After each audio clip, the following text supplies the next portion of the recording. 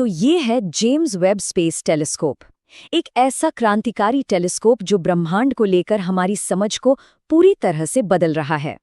ये अब तक का सबसे बड़ा और सबसे शक्तिशाली स्पेस टेलीस्कोप है, जिसे उन जगहों को देखने के लिए बनाया गया है जहां तक हबल की नज़र भी नहीं पहुंच पाती थी। तो चलिए उस एक बड़े सवाल से शुरू करते हैं जिसने इस पूरे मिशन को जन्म दिया। कोई समय की शुरुआत को कैसे देख सकता है? सोचने वाली बात है ना? ये सिर्फ एक सवाल नहीं बल्कि एक बहुत बड़ी महत्वाकांक्षा है। ये कोशिश है ब्रह्मांड के सबसे पहले सितारों और आकाशगंगाओं की रोशनी को पकड़ने की, और यही वेब टेलीस्कोप का सबसे बड़ा लक्ष्य है। लेकिन इस महत्वाकांक्षा तक पहुंचना इतना आसान नहीं था। वैज्ञानिकों के सामने एक बहुत बड़ी दीवार थी। उनके ज्ञान में एक ब्लाइंड स्पॉट था, एक ऐसा अंधा कोना जहां वो देख ही नहीं सकते थे। और उस अंधेरे को भेदने के लिए उन्हें एक बिल्कुल नए तरह के टेलीस्कोप की जरूरत थी। इसे समझने के लिए चलिए हमारे पुराने चैंपियन हबल स्पेस टेलीस्कोप की बात करते हैं। वो एक कमाल की मशीन है जो हमें समय में करीबन 40 करोड़ साल पीछे तक दिखा सकती थी। लेकिन एक लेकिन था। वैज्ञानिकों का मानना है कि पहले सितारे तो बिग बैंग के महज 10 से 18 करोड़ साल बाद ही बनने लगे थे। इसका मतलब ब्रह्मांड की हिस्ट्री का पूरा पहला चैप्टर हमारी नजरों से गायब था। तो हम इसे देख क्यों नहीं पा रहे थे? इसका जवाब छिपा है एक घटना में, जिसे कहते हैं कॉस्मोलॉजिकल रेडशिफ्ट। इसको ऐसे सोचिए, जब से ब्रह्मांड बना है वो लगातार फैल रहा है, और इस फैलाव की वजह से उन शुरुआती आकाशगंगाओं से आने वाली प्रकाश की लहरें भी खिंच रही हैं। और इस खिंचाव का नतीजा, जो रोशनी कभी विजिबल लाइट थी वो अब इंफ्रारेड बन चुकी है, यानी हमारी आंखों के लिए अदृश्य। तो अब वैज्ञानिकों के सामने एक नहीं बल्कि डबल चैलेंज था। पहली बात, सबसे पुरानी रोशनी इंफ्रारेड है। दूसरी बात, कॉस्मिक डस्ट यानी ब्रह्मांड की धूल। ये धूल एक पर्दे की तरह विजिबल लाइट को तो रोक लेती है, लेकिन इंफ्रारेड इसके आर पार देख सकती है।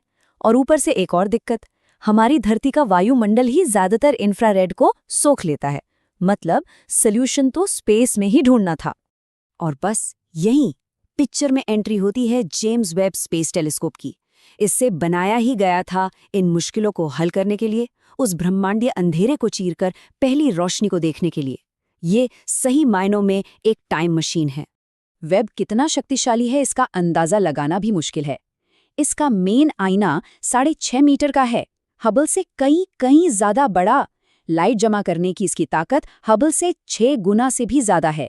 और इस पर सोने की परत चढ़ी है, क्योंकि सोना इंफ्रारेड लाइट को रिफ्लेक्ट करने में सबसे अच्छा माना जाता है। लेकिन उस हल्की सी धुंधली सी इंफ्रारेड रोशनी को पकड़ने के लिए वेब को बहुत ठंडा रहना पड़ता है। हम बात कर रहे हैं -223 डिग्री सेल्सियस की। अगर ये जरा सा भी गर्म हो गया तो इसके अपने इंस्ट्रूमेंट्स की गर्मी ही उस दूर के सिग्नल को दबा देगी, बिल्कुल वैसे ही जैसे शोर में हल्की सी आवाज खो जाती है। तो ये इतना ठंडा रहता कैसे है? जवाब है एक विशाल टेनिस कोर्ट के साइज की सनशील्ड में। ये इतनी पावरफुल है कि इसका SPF 10 लाख है। जी हाँ, 1 मिलियन। ये शील्ड सूरज, धरती और चांद तीनों की गर्मी को ब्लॉक करती है, ताकि टेलीस्कोप हमेशा ठंडे अंधेरे में आराम से अपना काम कर सके। देखिए, वेब अकेला नहीं है। ये हबल, स्पिट्जर और हर्शल जैसे महान ऑब्जर्वेटरीज की विरासत को आगे बढ़ा रहा है। आप देख सकते हैं कि हर मामले में, चाहे वो आईने का साइज हो, वेवलेंथ रेंज हो या कूलिंग टेक्नोलॉजी, वेब एक बहुत बड़ी छलांग है। ये इन सब से कई गुना ज्यादा शक्तिशाली है। टेलीस्कोप बना लेना तो एक बात थी, लेकिन इसे अंतरिक्ष में ले जाकर खोलना वो बिल्कुल अलग ही कहानी थी। ये इंजीनियरिंग का एक ऐसा करिश्मा था जिसमें जोखिम बहुत ज्यादा था। हबल तो धरती के पास ही चक्कर लगाता है, जहां उसे रिपेयर किया जा सकता था, लेकिन वेब को भेजा गया 15 लाख किलोमीटर दूर। इतनी दूरी का साफ मतलब था, अगर कुछ भी गड़बड़ हुई तो उसे ठीक नहीं किया जा सकता था। कोई रिपेयर मिशन मुमकिन नहीं था। इसे पहली ही बार में एकदम सही काम करना था। और जरा तनाव का स्तर सोचिए।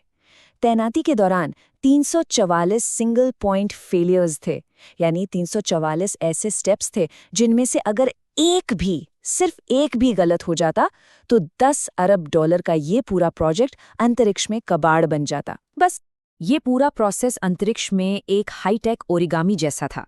पहले वो विशाल सनशील्ड खुली और तनी, फिर सेकेंडरी मिरर अपनी जगह पर लॉक हुआ, और आखिर में प्राइमरी मिरर के दोनों साइड विंग्स खुलकर अपनी जगह पर आ गए, जिससे 18 सुनहरे हेक्सागॉन्स का वो परफेक्ट आईना तैयार हुआ। और ये काम कर गया, एकदम परफेक्ट। इस अविश्वसनीय इंजीनियरिंग जीत के बाद आखिरकार वैज्ञानिकों को और पूरी दुनिया को वो इनाम मिला जिसका इंतजार कई दशकों से था। ये है वेब की पहली डीप फील्ड इमेज। आसमान का ये छोटा सा टुकड़ा, इतना छोटा जैसे आप अपनी बांह फैलाकर हाथ में रेत का एक दाना पकड़े हों।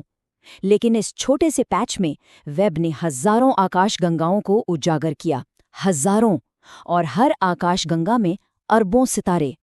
असली जादू तब दिखता है जब आप वेब की तस्वीर को सीधे हबल से कंपेयर करते हैं। बाईं ओर है हबल की इमेज, ठीक ठाक है, लेकिन अब दाईं ओर देखिए, वेब का नज़ारा, डिटेल, क्लैरिटी, गहराई, फर्क जमीन आसमान का है। वेब हमें वो आकाशगंगाएं दिखा रहा है जो हमारे लिए पहले मौजूद ही नहीं थी, बिल्कुल अदृश्य थी। और ये सिर्फ खूबसूरत तस्वीरें नहीं हैं। वेब पहले से ही कॉस्मोलॉजी की किताबों को हिला रहा है। इसने शुरुआती ब्रह्मांड में ऐसी आकाश गंगाएं ढूंढ ली हैं जो हमारे मॉडल्स के हिसाब से होनी ही नहीं चाहिए थी। इतनी बड़ी, इतनी ज्यादा चमकदार।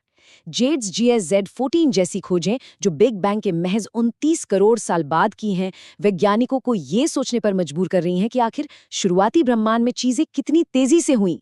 तो आखिर में वेब का मिशन सिर्फ तस्वीरें लेना नहीं है, यह हमारी अपनी कहानी को, हमारी ब्रह्मांडीय उत्पत्ति की कहानी को दोबारा लिखने के बारे में है।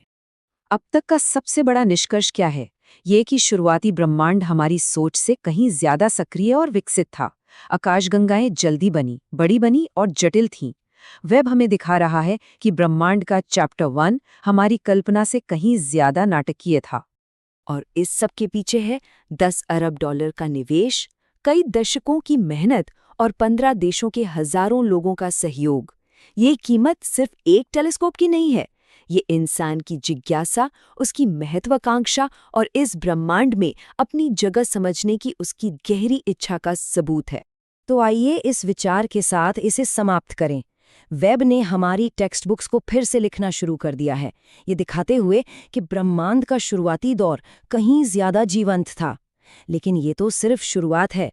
सोचिए, अगर पहले कुछ सालों में ही इतने चौंकाने वाले खुलासे हुए हैं, तो अभी और कितने राज उस धूल और वक्त के पर्दे के पीछे छुपे हैं। वेब देख रहा है और पूरा ब्रह्मांड अपनी कहानियां सुनाने के लिए तैयार